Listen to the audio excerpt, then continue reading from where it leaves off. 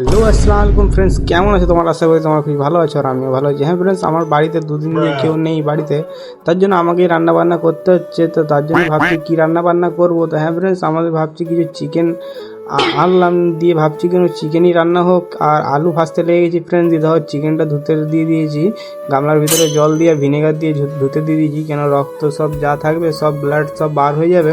তো হ্যাঁ ফ্রেন্ডস, তার আগে দেখো ভাত আমার রেডি হয়ে গেছে, ভাত হয়ে গেছে।